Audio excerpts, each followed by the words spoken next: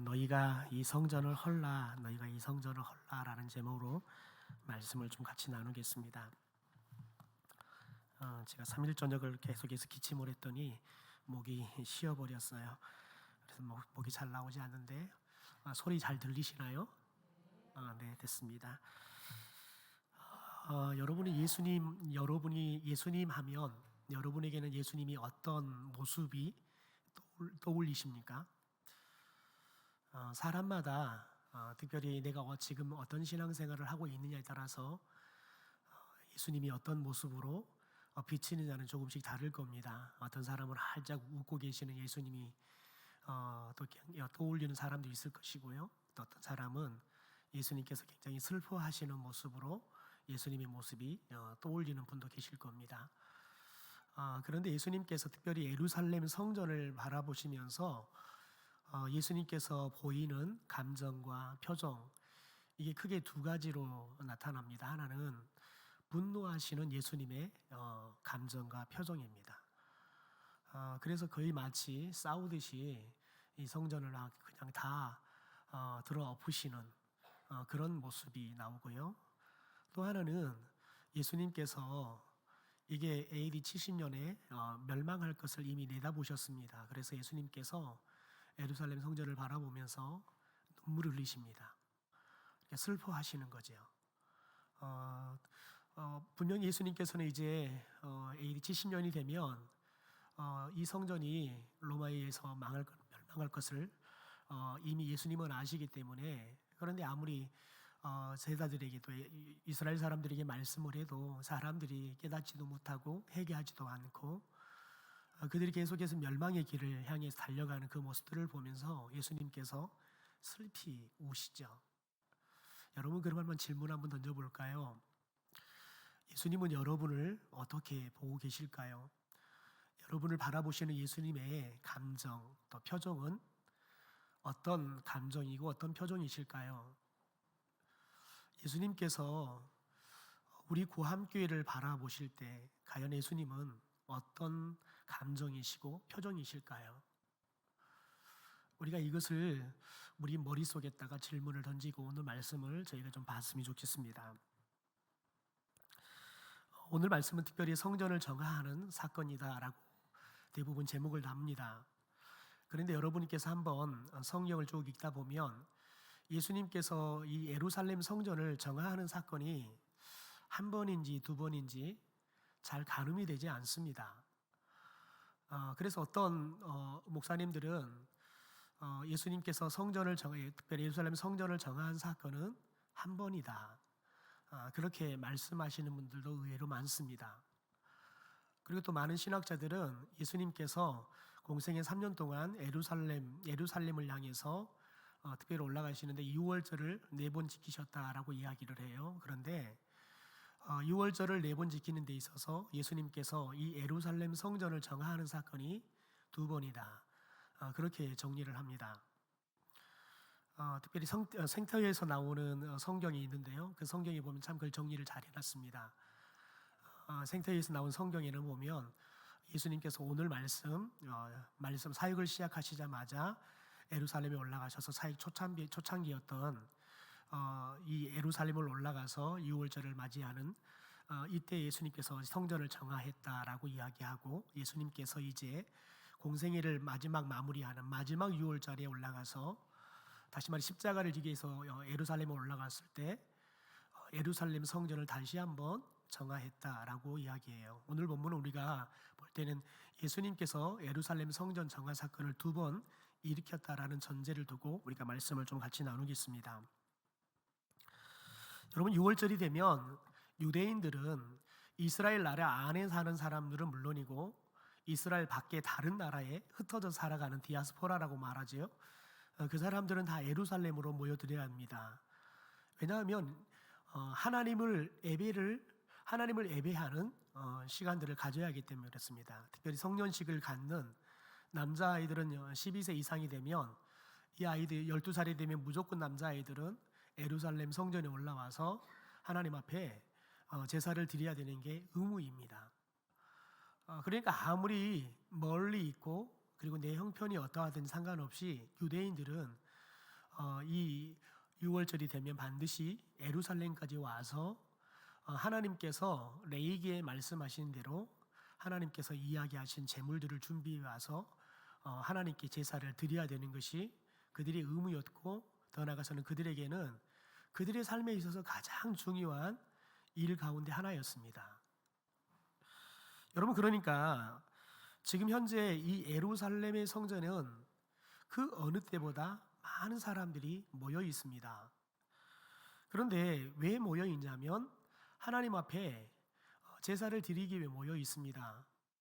그런데 제일 초창기 때는 하나님께서 가나안 땅에 들어가서 이 제사를 제정하시고, 그리고 이제 이스라엘 백성들이 제사를 드릴 때에는 각자가 각자의 집에서 드릴 제물들을 다 준비를 해서 가지고 올라왔습니다.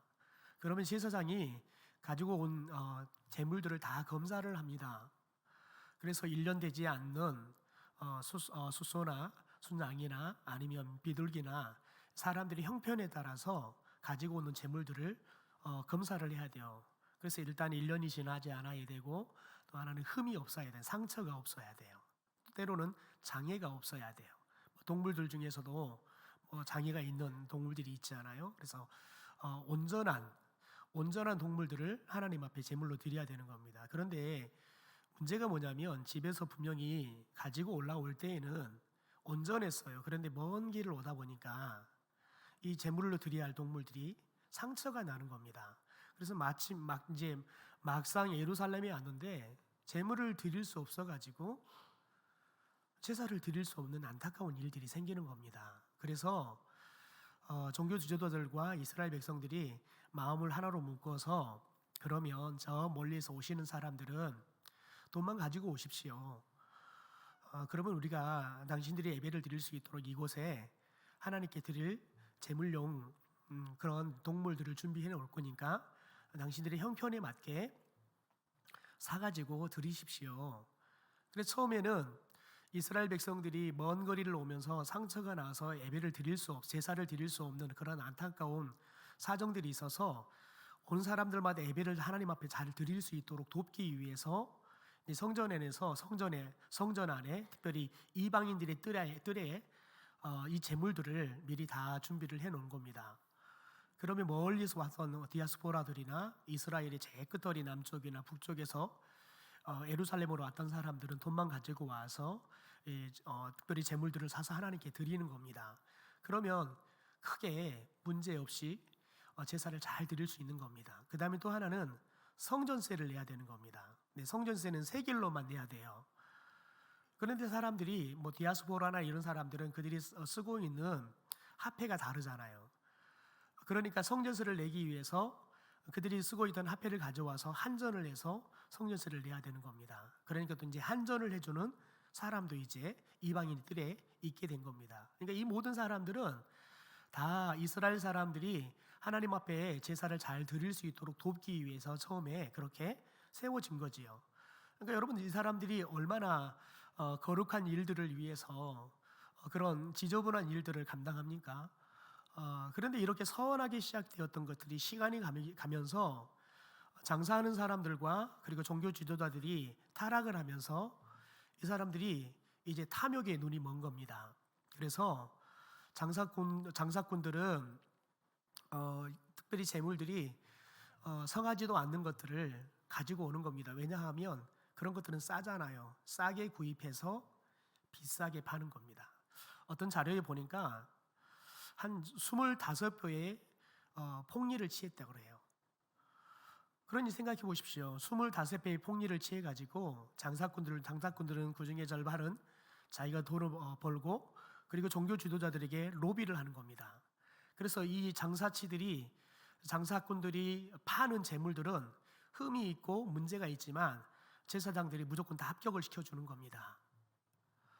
그리고 이제 그런 게 억울한 이스라엘 사람들은 멀리서 오지만, 그리고 데리고 오다가 상처 날 위험이 있지만, 그럼에도 불구하고 와서 부당한 일들을 또 바가지 씌워서 드리는 제사를 드려야 되는, 그래서 그런 것 때문에 제사를 드리기 전에 마음이 상하고, 그래서 하나님 앞에 제사는 드리지만 온전한 마음으로 온 정성과 온 마음을 다해서 하나님 앞에 예배드리지 못한 일들이 벌어지니까 또 가지고 멀리서 가지고 오는 겁니다. 조심조심해서 가져왔어요. 그런데 제사장이 장사꾼들이 팔지 않는 재물들은 다 불합격하는 거예요. 이게 다 정말 이게 멀쩡한 거예요. 이게 정말 제물로 드리기에는 딱 맞는 거예요. 장사꾼들이 파는 것들은 오히려 제물로 드리기에는 다 불합격이에요. 그러다 보니까 정말 울며 겨자 먹기 식으로 사람들이 억울하게 다 가져와서 비싼 돈을 주고 제물을 사서 제사를 드리는 거지요. 그런 안타까운 상황이 지금 현재 예루살렘 성전 안에 벌어지고 있고, 예수님께서 지금 예루살렘의 성전에 들어갔을 때 정말 그 일들이 치열하게 벌어지는 겁니다. 장사치들은 바가지를 씌우고, 그것 때문에 예배를 드리기, 제사를 드리기 위해서 왔던 사람들은 마음이 상하고, 또 제사장들은 또 거짓으로 또 이렇게 재물들을 또 불합격할 것을 합격하고, 이런 불의함들이 가득하고 있는 거예요. 여러분, 그래서 예수님께서 성전 안에 딱 들어오셔서 이 성전 안에서 일어나서는 안 될 일들이 일어나고 있는 것을 봅니다. 우리 14절 말씀 같이 한번 읽어볼까요? 시작. 성전 안에서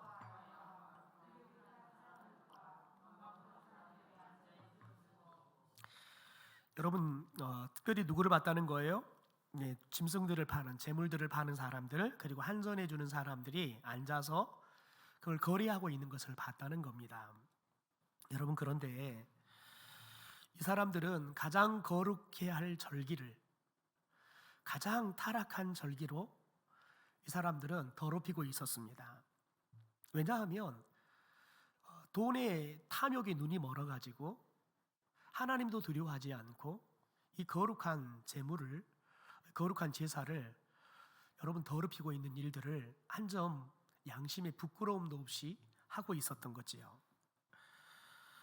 여러분, 그러니 생각해 보십시오. 이 예루살렘 성전 안에는 하나님을 예배하기 위해서 실은 올라왔는데, 정작 성전에 오니까 예배를 드리기 위해서, 제사를 드리기 위해 제물을 사야 할 사람들은 어떻게 하면 내가 조금이라도 바가지를 덜 쓰고 내가 제물을 사가지고 하나님 앞에 드릴까, 조금이라도 더 나은 것을 드릴까. 여러분, 그런 어떻게 보면 끊임없이 이 심리적인 싸움들을 하는 거예요. 그래서 이 사람한테 가서 한번 얼마인지 물어보고 재물 상태는 어떤지 보고, 여러분 이런 번거로운 일들을 계속하는 거예요. 이걸 하면서 사람들이 마음이 얼마나 상했겠습니까? 여러분, 예수님께서 이런 사람들을 보는 거예요. 더군다나 제사장이나 더 나아가서는 성전의 지도자들이 여러분 그렇게 결탁해서 정말 성도들을 하나님 앞에 잘 인도해야 할 제사장들이 성도들을 등을 쳐먹는 여러분 그런 타락한 모습을 보고 있으니 예수님이 얼마나 속이 탔겠습니까? 여러분, 그래서 예수님께서는 이 성전을 완전하게 바꾸지 않고서는, 완전히 이 성전을 여러분 청소 정도가 아니라 이 성전을 완전히 뒤집어서 새로운 성전으로 만들지 않고서는 안 되겠다는 생각을 하신 거죠. 그래서 예수님께서 몹시 화가 나셔서 그들을 다 쫓아내시지요. 여러분, 그래서 16절에 이렇게 말을 합니다. 우리 16절을 현대인 성경으로 좀 같이 한번 읽어보시죠. 시작. 그리고서 비둘기 파는 사람들에게 이것들을 당장 치우고 앞으로는 내 아버지 집을 장사하는 집으로 만들지 말아라 하고 말씀하셨다. 여러분 보십시오. 여기서 여러분 당장 다 치워라, 당장 다 치워라, 이 말은 예수님께서 말씀하시는 게 앞으로는 성전에서 재물을 팔지 말아라, 이 말이 아니에요. 왜냐하면 디아스포라들을 돕기 위해서는 여전히 그렇게 재물을 드릴 수 있는 것들을 준비를 해놔야지요. 그리고 또 성전세를 내기 위해서는 한전을 해줘야 돼요.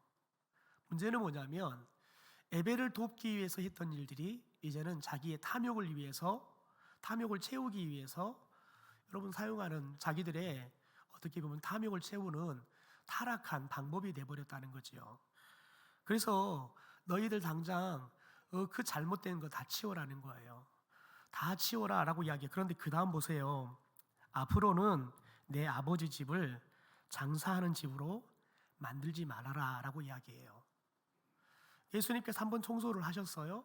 그리고는 너희들 앞으로는 내 아버지 집을 장사하는 집으로 만들지 말아라는 거예요. 왜냐하면 이곳은 아버지에게 예배하는 곳이지 장사하는 곳이 아니에요. 그래서 예수님께서 정말 호되게 야단을 치시고 앞으로는 절대 너희들 여기서 장사하지 말아라 라고 지금 이야기를 했습니다. 여러분, 그런데 이 장사꾼들이 예수님께서 청소를 다 했지만 성경을 자세히 읽고 또 읽고 하다 보면 이 장사꾼들이, 그리고 타락한 탐욕에 눈이 멀었던 종교 지도자들이 다시 예루살렘의 성전에 그대로 자리를 잡고 여전히 장사를 하고 있는 것을 보게 됩니다. 그래서 예수님께서 이제 마지막 십자가를 지기 위해서 예루살렘의 성전에 올라왔더니 그들이 완전히 또 자리를 잡고 또 장사를 하고 있는 겁니다. 그래서 예수님께서 다시 한번 성전을 정화하는 사건을 일으키죠. 그래서 그때는 뭐라고 표현하냐면 만민이 기도하는 집을 너희들이 강도의 구렬로 만들었다라고 이야기를 하시죠. 여러분, 그래서 특별히 요한복음을 제외했던 나머지 공관복음서, 마태복음, 마가복음, 누가복음에는 이 예수님의 십자가를 지기 전에 두 번째 성전을 정화했던 사건이 기록이 되어 있는 겁니다. 그러니까 여러분, 예수님께서 다 성전을 깨끗하게 청소를 해놨어요. 그런데 3년도 되지 않아서 이 성전을 더럽히는 여러분, 그런 세력들이 다시 자리를 잡은 거예요. 여러분, 생각해 보세요. 좀 유능한 목사가 그렇게 한 게 아니라 하나님께서 그렇게 하신 거예요. 하나님의 아버지께서 그렇게 하신 거라고요. 여러분, 그런데 예수님께서 그렇게 깨끗하게 정화 작업을 해놔도 여러분, 다시 사람들 안에 있는 그 탐심은 해결이 되지 않으니까요. 그 탐심을 채우기 위해서 거룩한 성전을 다시 다 타락시켜 버리는 거예요. 여러분, 우리는 왜 하나님께서 우리에게 너희들이 무릇 지킬 만한 것 중에서 너희 마음을 지켜라 라고 말씀하시는지를 우리는 여기서 집중해 봐야 돼요. 여러분, 저와 여러분이 하나님의 은혜로 저와 여러분이 구원을 받고 그 구원에 감격해서 빚진 자의 심정을 가지고 우리가 하나님의 그 은혜를 무엇으로 다 갚겠습니까? 그래서 그 하나님의 은혜에 감사하면서 우리가 예배하고 또 하나님의 몸된 교회를 위해서 봉사를 해요. 여러분, 그런데 어느 순간이 되면 때로는 다른 사람의 말 한마디에 자존심이 상하고 또 다른 사람들보다 내가 일을 더 많이 하는 것 같고 여러분, 그런 것들 때문에 마음에 상처가 되면 여러분, 처음에 그 마음들을 다 잃어버리는 거예요. 그래서 우리 안에 다시 여러분 여러분 구습들이 다시 자리를 잡는 거지요. 그래서 우리들이 다시 예수의 사람에서 다시 사단의 자녀의 모습으로 돌아가 버리는 거예요. 여러분, 이것은 저나 여러분이나 주님 나라 갈 때까지 끊임없이 여러분들이 겪어가야 할 우리 영적인 상태예요. 여러분, 우리들이 한순간 한눈 팔잖아요. 한순간 깨어있지 않으면 저와 여러분이 다시 온점으로 돌아가는 것은 여러분 일도 아니에요. 제 동기 목사님이 목회를 너무너무 잘하세요. 그래서 개척한 지 한 8년이 됐는데 교인들이 막 밀려온대요. 그런데 처음에는 그랬다는 거예요. 본인이 설교를 잘해서 사람들이 온 줄 알았다는 거예요. 그래서 사람들이 오면 어깨가 이렇게 힘이 들어가고, 그래서 새가족들이 많이 왔다 그러면은 그 주에는 왠지 말씀을 전하더라도 힘이 들어간다는 거예요. 왠지 나도 모르게 막 의시 되어지고 그러더라는 거죠. 그런데 어느 날 하나님께서 그러더라는 거예요. 야, 너 때문에 사람들이 오냐? 너가 생각해봐. 내 마음의 양심을 한번 깊이 들여다봐. 너가 그 유명한 목사들보다 말씀이 더 탁월하냐? 너가 저 많은 사람이 올 만큼 정말 열심히 목회하고 있냐? 하나님이 그렇게 질문하시더라는 거예요. 그런데 그 하나님의 그 말씀 앞에 본인이 어떤 변명도 할 수가 없더라는 거예요. 그래서 하염없이 하나님 앞에서 회개했다는 거예요. 그러면서 어느 순간 교회의 부흥이 자신의 야망을 채우기 위한 도구가 돼 있더라는 거예요. 내가 유능한 목사여서, 그래서 사람 목사들이 목사님 어떻게 그 교회가 그렇게 부흥했습니까? 그러면 처음에는 그랬다는 거예요. 우리 새 가족들이 와서요, 제가 말씀을 잘 전해서 사람들이 우리 교회 정착했다 그러대요. 이렇게 이야기했다는 거예요. 그런데 본인이 하나님의 그 말씀 앞에 정말 진솔하게 섰는데, 세상에 자기같이 말씀을 전하는데 하나님이 저렇게 사람들이 와서 이런 말씀을 듣고도 예수 믿겠다고, 이 교회 다니겠다고 등록하는 게 기적이더라는 거예요. 그래서 그분이 철저히 깨달은 건 뭐냐면, 도대체 왜 내가 여기 교회 담임 목사로 왔을까? 이것부터 다시 점검하기 시작했대요. 그런데 하나님 앞에서 자기가 왜 그때 5명 모이는 이 개척교회, 개척 멤버들이 목사님 와서 우리 담임 목사님 해주십시오 라고 초청했을 때 왜 내가 담임 목사로 왔을까 생각해 봤더니, 본인이 큰 교회 부목사로 있다가 쫓겨났다는 거예요.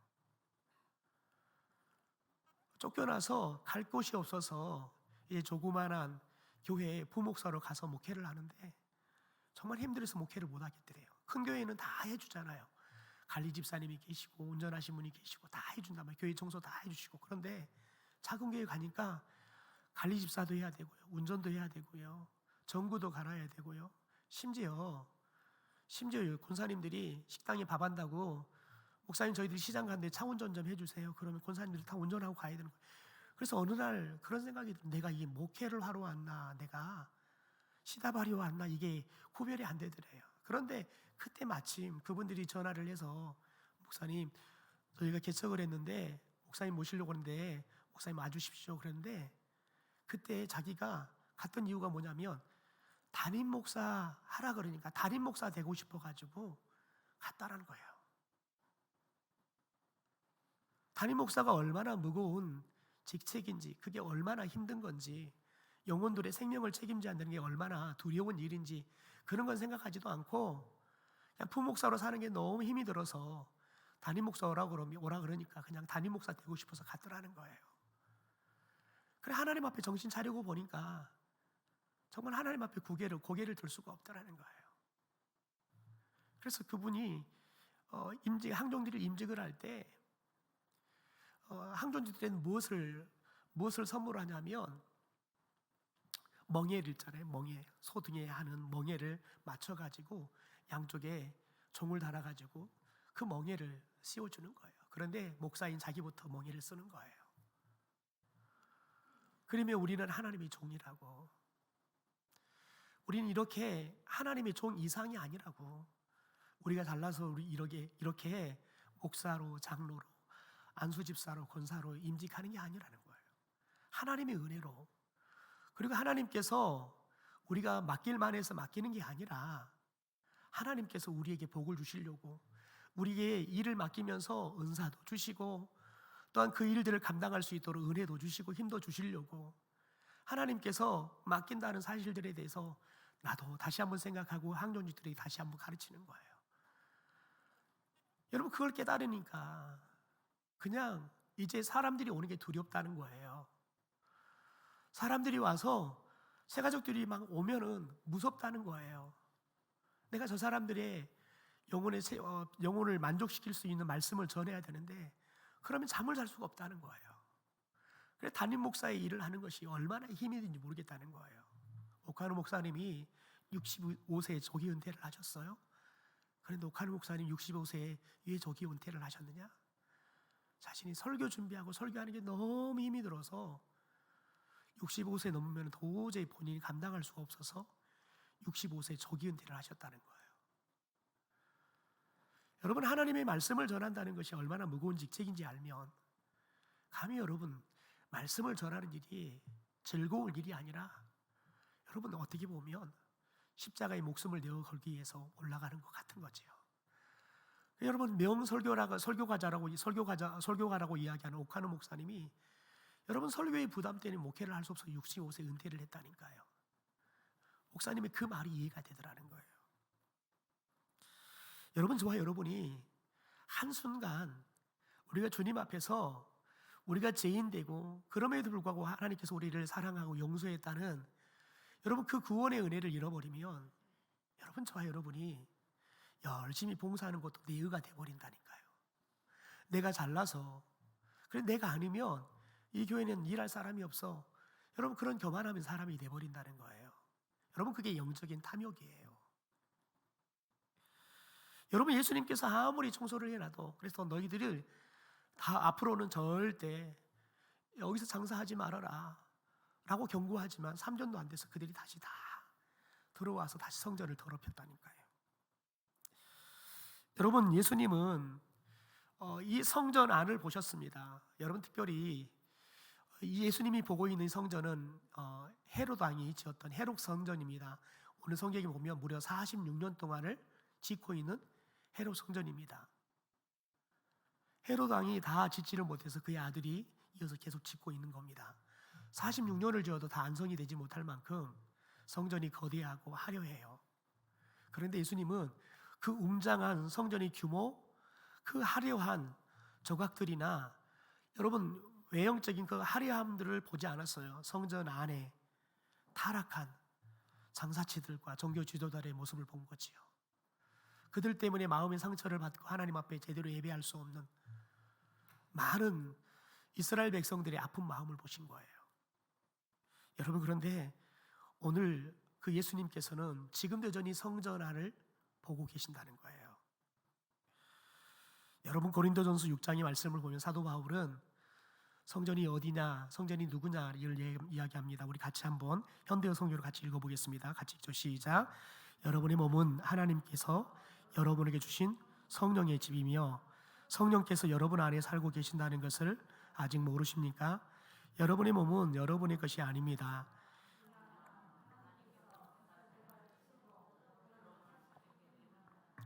그러므로 여러분의 몸을 하나님께 영광을 돌리는 데 사용하십시오.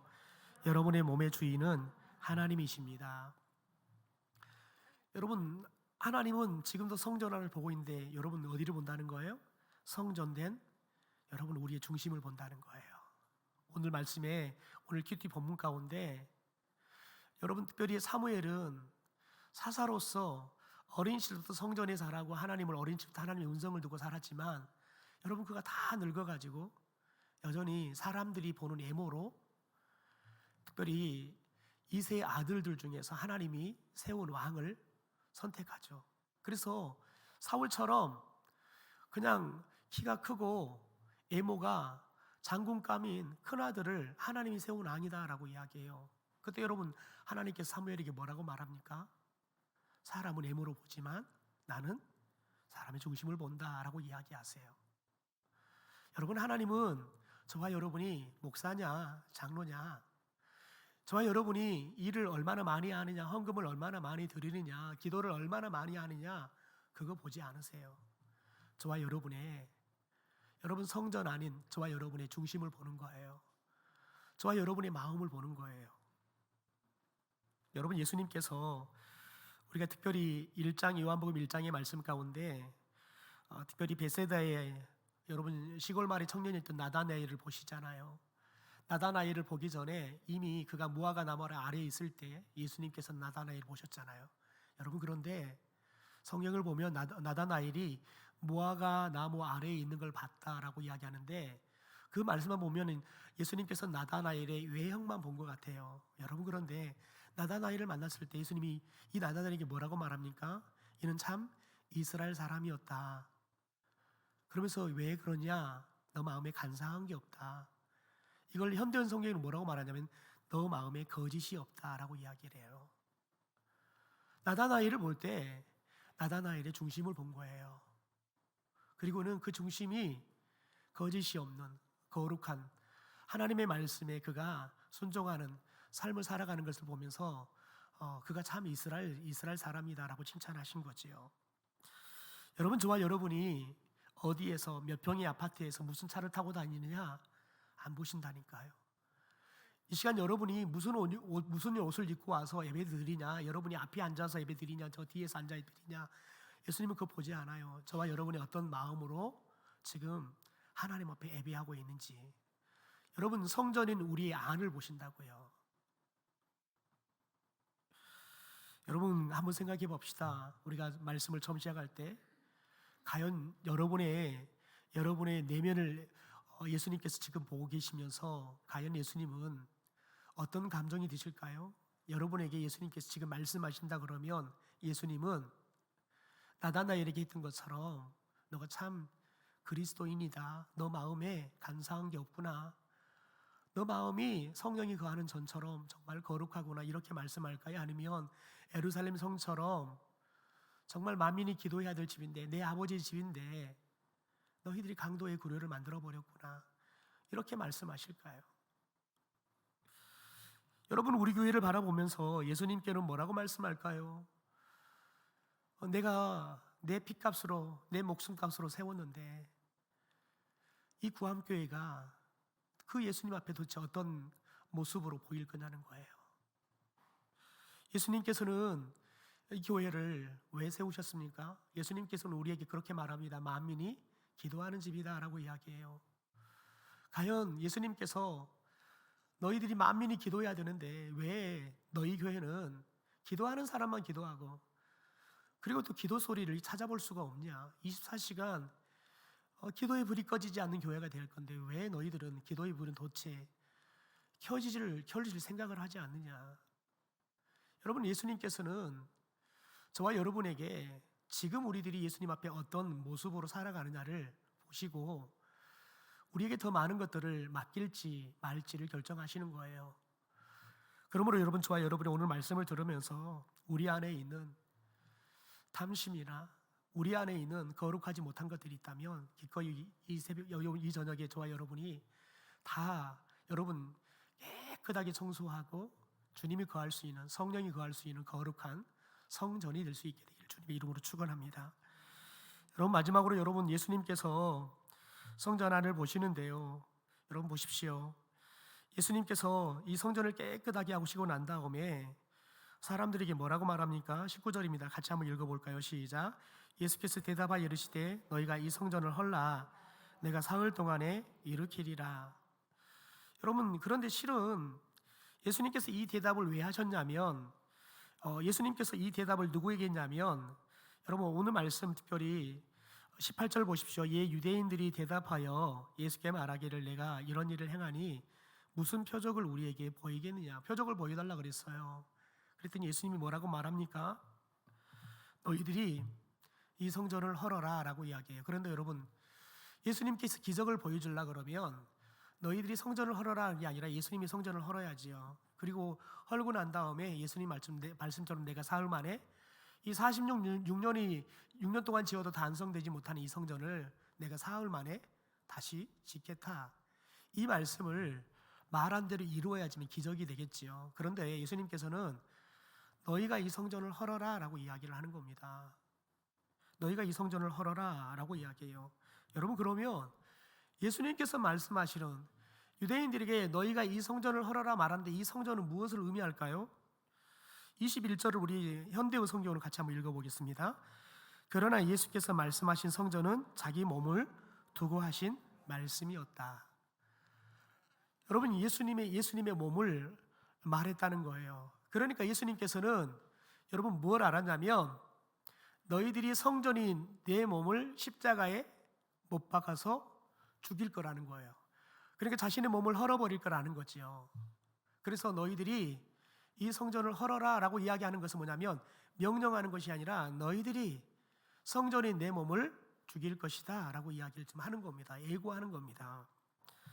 여러분, 그래서 오늘 예수님께서 여러분 보십시오. 23절부터 24절까지를 우리가 성경을 보고 함께 같이 한번 읽어보겠습니다. 같이 읽죠. 시작.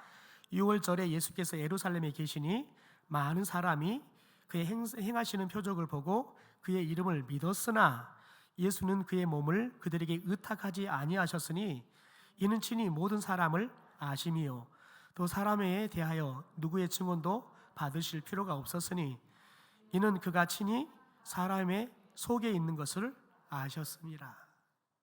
여러분, 예수님을 그들이 믿어요.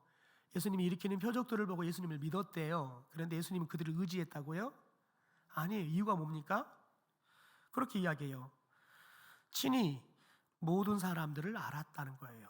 모든 사람들이 뭘요? 25절을 보니까 사람들의 속에 있는 것이 뭔지를 알았다는 거예요. 그게 뭐예요? 예, 그들의 탐심 때문에 결국은 예수님을, 성전된 예수님을 죽이는 일을 저지를 거라는 걸 알았다는 거예요. 여러분, 생각해 봅시다. 신학자들은 그렇게 이야기합니다. 종교 지도자들이 예수님을 십자가에 못 박아 죽이를 마음을 품는 것이 바로 오늘 이 사건이었다라고 이야기해요. 왜냐하면 이 사건을 통해서 가장 치명적인 부끄러움과 그리고 가장 경제적으로 손해본 사람들이 누굽니까? 종교 지도자들입니다. 왜냐하면 이 재물들을 다 팔으면은 여러분 많은 돈들을 받는 거예요. 그런데 예수님이 다 쫓아내버려서 갑자기 장사가 잘 되다가 장사가 끝나버렸어요. 더군다나 여러분, 예수님께서 많은 사람들 앞에서 너희들이 강도의 소굴로 만들어버렸다. 내 아버지 집에 너희들이 장사하는 일을 했다라고 여러분 이야기하는데, 여러분 이렇게 만든 주역이 누구입니까? 종교 지도자들인 겁니다. 그러니까 예수님이 이 말에 가장 심리적으로 타격을 입은 사람들이 종교 지도자들이에요. 그래서 이 사건이 결국은 종교 지도자들이 예수님을 십자가에 못 박아 죽일 생각을 품기 시작하는 사건이었다라고 이야기를 해요. 여러분, 저와 여러분이 예수님께서 말씀하세요. 그런데 여러분, 때로는 그 말씀이 내 마음을 불편하게 해요. 여러분, 그 말씀대로 순종하면 내가 손해볼 것 같아요. 여러분, 그러면 우리들은 순종하지 않지요. 여러분, 그러면 어떻게 될까요? 예수님께 뭐라고 그래요? 너 마음에 뭐가 있는지 내가 다 안다. 여러분, 예수님께서는 우리를 신뢰하지 않아요. 우리를 의지하지 않는다고요. 여러분 보십시오. 예수님께서 결국은 정말 성전을 헐어버리죠. 예수님 말씀처럼 예수님의 성전이 몸을 헐어버립니다. 여러분, 그런데 예수님을 죽이면 예수님이 끝날 줄 알았어요. 오늘 22절 보십시오. 죽은 자 가운데서 살아나신 후에야 예수님께서, 그들이 그 탐욕 때문에 예수님을 죽이지만 예수님은 다시 부활하셨습니다. 다시 부활하셨습니다. 여러분, 놀라운 거 뭐냐면, 여러분 제자들도 예수님의 그 표적을 통해서 믿었어요. 그런데 여러분, 오늘 22절 말씀 성경입니다. 같이 한번 마지막으로 같이 읽어보겠습니다. 같이 읽죠. 시작. 죽은 자 가운데서 살아나신 후에야 제자들이 이 말씀하신 것을 기억하고 성경과 예수께서 하신 말씀을 믿었더라. 그러니까 여러분, 이때 당시에 예수님께서 성전을 헐어라 그러면 내가 사흘 만에 내가 다시 짓겠다, 이 말을 알지도 못했고 믿지도 못했다는 거예요. 여러분, 저와 여러분이 이렇게 반쪽짜리 신앙을 가지고 마치 내가 믿음이 있는 것처럼 살아가고 있지 않냐는 거예요. 저와 여러분이 오늘부터 시작되는 이 사순절을 통해서 우리가 하나님의 말씀을 하루에 20분씩이라도 읽어가면서 기도했으면 좋겠어요. 하나님 말씀을 통해서 내 마음 안에 있는 탐심이 하나님보다 큰 것이 있다면 하나님 그것들이 다 깨끗하게 사라지기를 원합니다. 그리고 내 마음 안에 여전히 믿지 못하는 부분들이 있다면 예수님에 대해서 내가 전적으로 믿어지는, 그래서 예수님이 여러분 무슨 말씀을 하더라도 내가 믿고 순종할 수 있는 믿음을 갖게 하옵소서. 그게 저와 여러분의 기도가 되기를 주님의 이름으로 축원합니다.